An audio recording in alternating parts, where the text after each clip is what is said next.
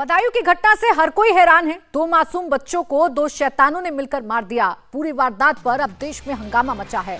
Samajwadi party के media cell की तरफ से एक्स पोस्ट के जरिए गंभीर आरोप लगाए गए हैं। पोस्ट में लिखा गया है कि ऐसी घटनाओं को बीजेपी खुद अंजाम दिलवा रही है। पोस्ट के साथ समाजवादी पार्टी मीडिया सेल ने बदायूं का वीडियो पोस्ट किया है।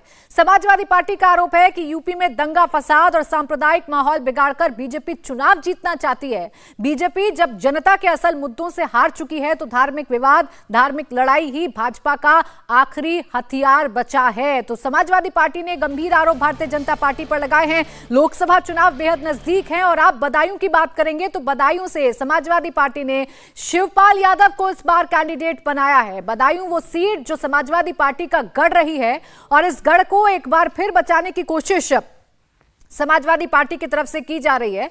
और आपको यह भी जानकारी दे दें, 2019 में सीट भारतीय जनता पार्टी के खाते में गई थी। स्वामी प्रसाद मौर्य की बेटी संघमित्रा मौर्य यहां से जीती थी।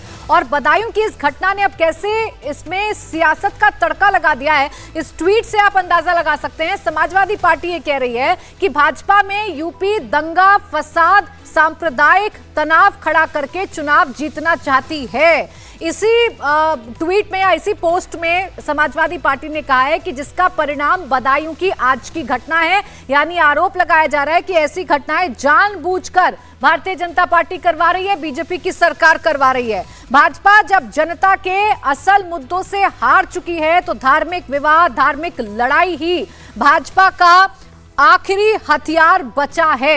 यानी बदायूं की इस घटना पर जो सियासी एंगल है वो इस तरीके से ढूंढा जा रहा है कि समाजवादी पार्टी सीधे सीधे कह रही है कि चूंकि चुनाव है इसलिए भारतीय जनता पार्टी मुद्दों से ध्यान भटकाने के लिए ऐसी घटनाओं को अंजाम दिलवा रही है, जिसका नतीजा ये है कि बदायूं के माहौल कल खराब होने की कोशिश की गई। बदायूं में कल हंगामा हुआ। इस घटना से गुस्साए लोगों ने जमकर तोड़फोड़ की थी, थाने के सामने प्रदर्शन किया था, गाड़ियों में आगजनी की गई थी। हालांकि इस तनावपूर्ण माहौल को शांत कर लिया गया। साजिद को एनकाउंटर में ढेर कर दिया गया है, लेकिन ये बड़ा आरोप समाजवादी पार्टी ने बीजेपी पर लगाया है।